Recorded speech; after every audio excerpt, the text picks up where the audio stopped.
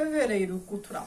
Olá pessoal, tudo bem? Eu sou a Carmen e hoje eu vou contar para vocês o pouco que fiz em termos culturais no mês de fevereiro, né? Mês do carnaval, mas eu não aproveitei dessa forma como a maioria. Dessa forma como? Me divertindo, fazendo coisas variadas e interessantes. Antes, peço que vocês se inscrevam neste canal, caso ainda não sejam inscritos, que me sigam no Instagram, que vi do mundo e que curtam esse vídeo se esse tema te interessa. Então, como eu já adiantei, não li muito e não assisti muita coisa. Quer dizer, eu assisti, mas não teve muita variedade. Vocês já vão entender por que quando eu comentar. Li 3 livros, que tá ok, né, pra minha rotina. E também eu tô com a ressaca de ter gravado tanto, né, a Semana de Arte Moderna. Eu espero que vocês tenham assistido, que tenham gostado. Então, primeira coisa que eu vou mostrar, não tem como falar de leitura sem mostrar o que eu ganhei. Eu ganhei de uma seguidora capinhas para o meu Kindle, né? Eu ganhei 2, ó, ela fez 2. Eu acho que ela comercializa, porque olha, é tudo tão embaladinho, tão bonitinho, tanto capricho. Eu vou deixar o arroba dela também, se vocês se interessarem, vocês podem entrar em contato.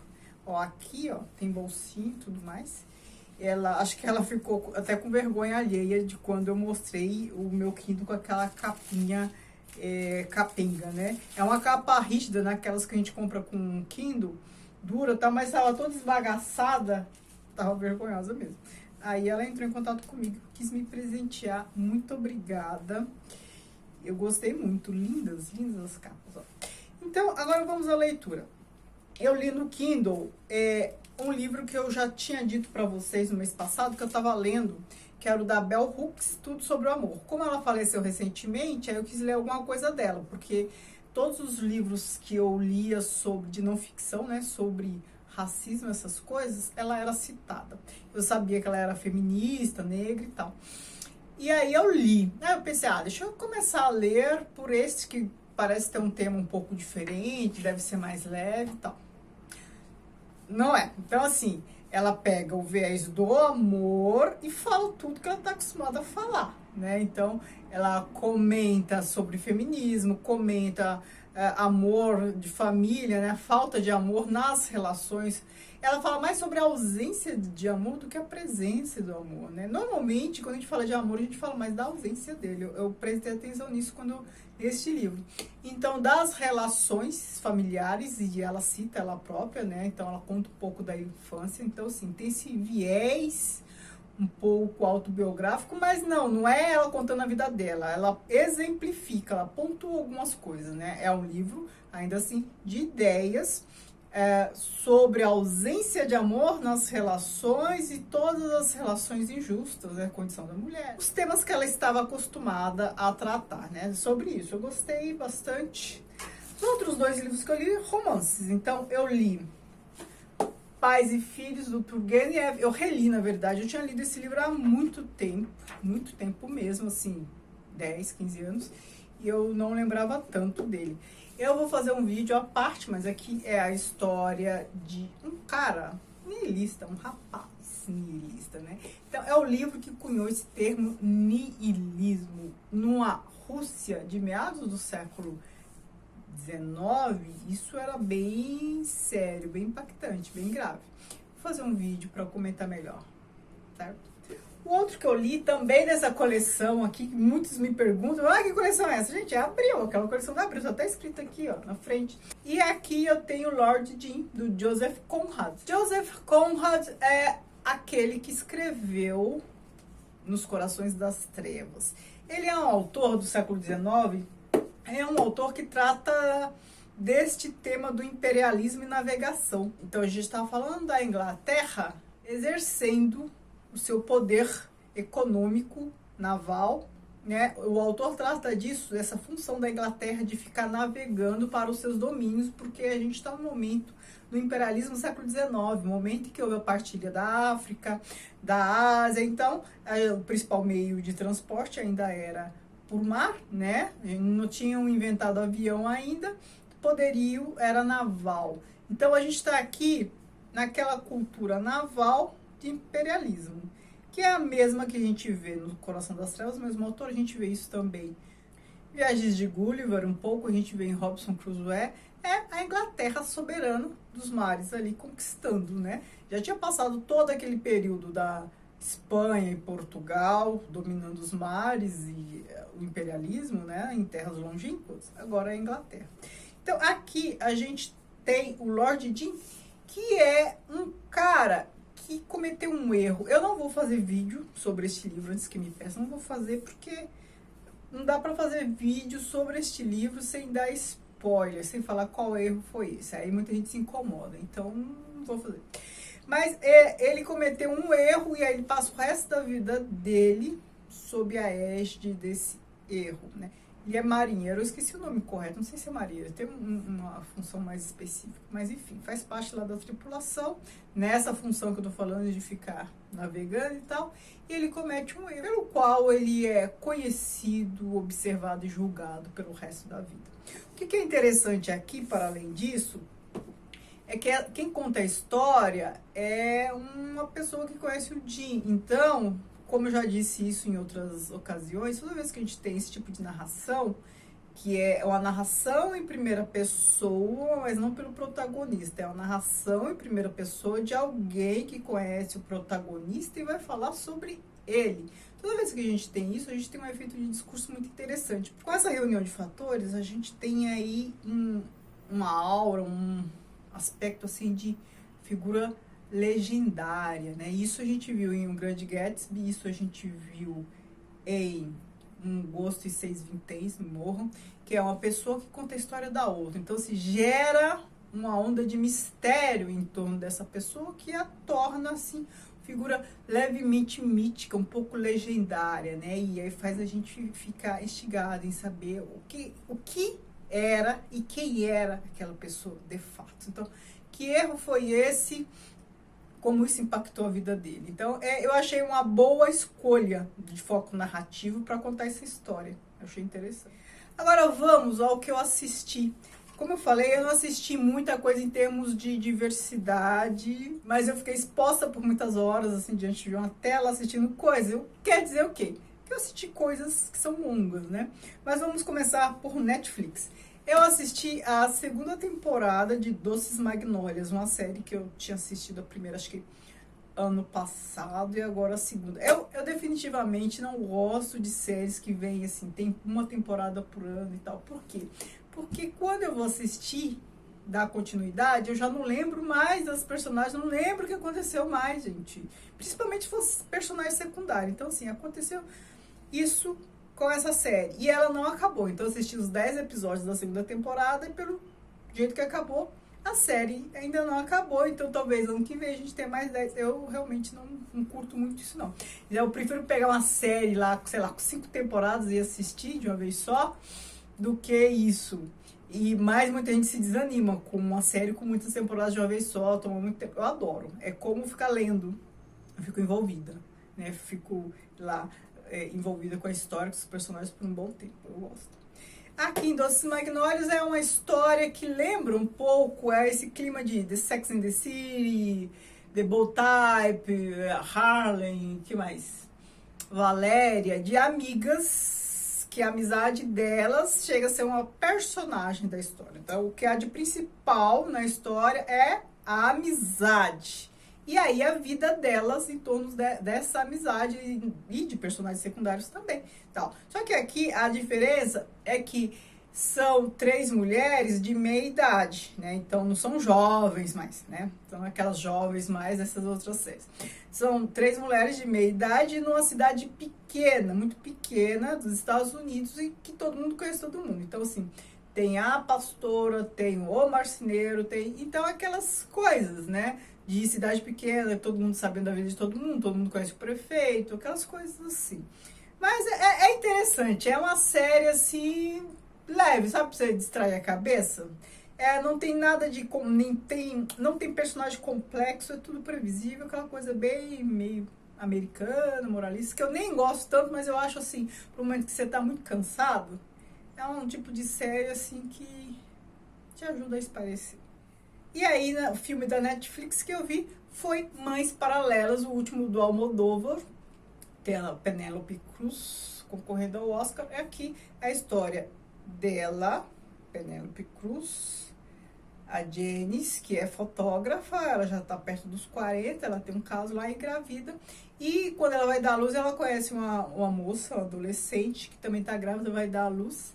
E elas são as mães paralelas, né? Então elas dão à luz. Elas se conhecem naquele momento ali do parto, mas depois elas continuam com um relacionamento, com amizade e tal. Por isso que são mães paralelas. Aí acontece um lance ali na vida delas que é bem impactante, né? Em torno do qual gira toda a história, que eu não vou falar porque a spoiler estraga, mas eu gostei. E aqui tem uma questão assim de um subtema, uma coisa secundária que poderia ter sido desenvolvido melhor, né?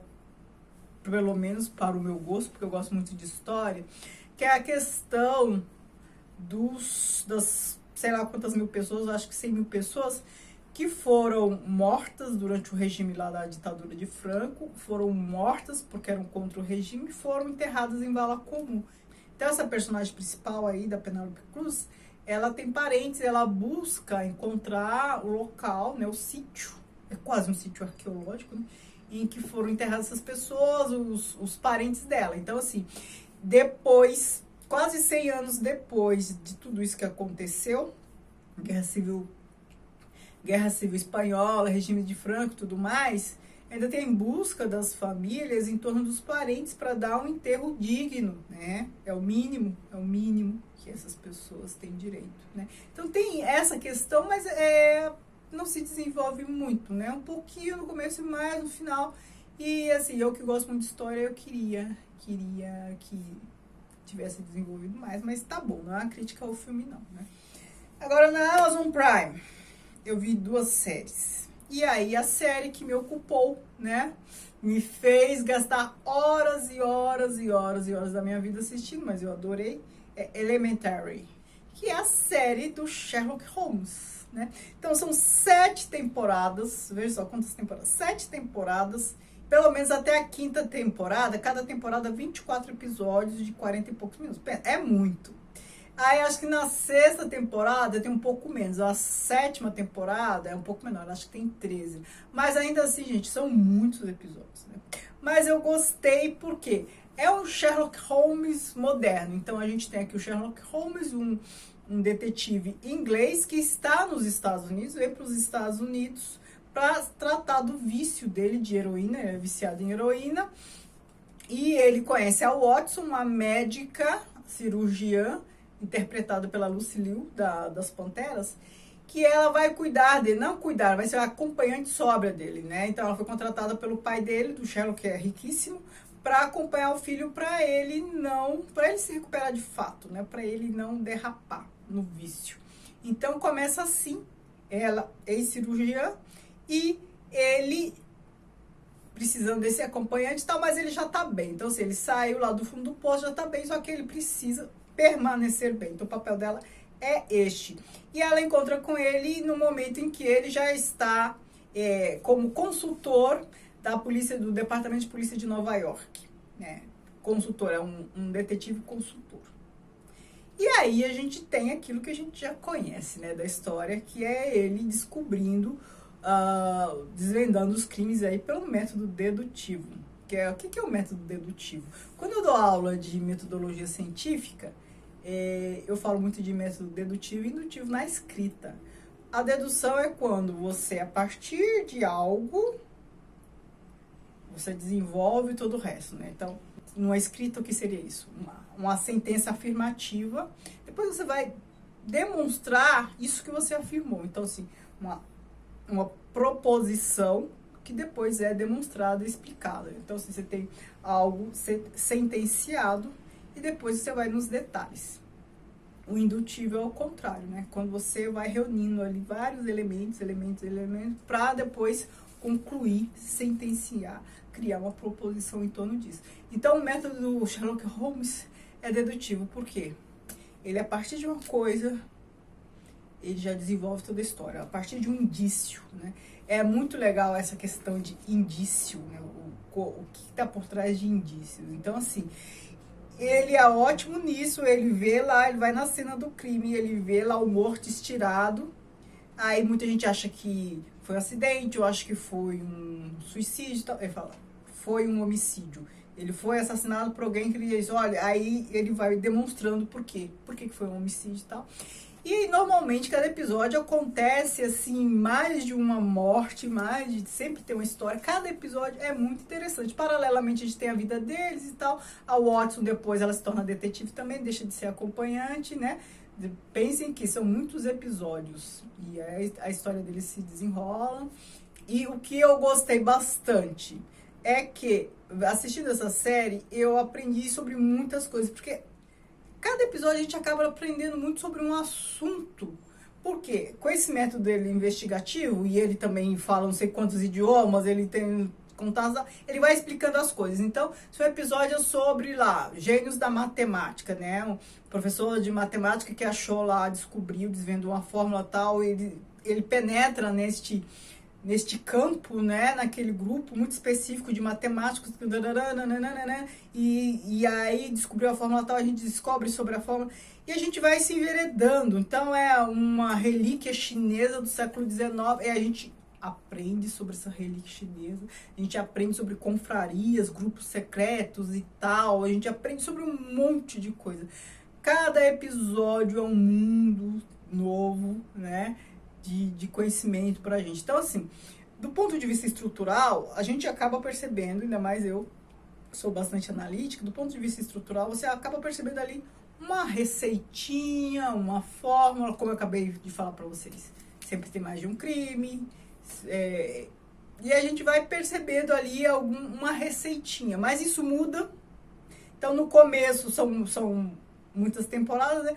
No começo a gente percebe uma determinada fórmula que depois muda também essa outra segunda fórmula acaba sendo um pouco repetitiva, mas isso não altera nosso interesse em assistir. Então, assim, por mais que depois que você percebe essa estrutura, você, como nos livros da Agatha Christie, você acaba sacando quem matou e tal, o que você aprende ali de detalhe do assunto em pauta é muito interessante, né? E tem alguns episódios, assim, que algumas explicações para o assassinato, algumas coisas, eu lembro um pouco Scooby-Doo, né? Às vezes eu lembro um pouquinho da história do Scooby-Doo, mas ainda assim, vale muito a pena.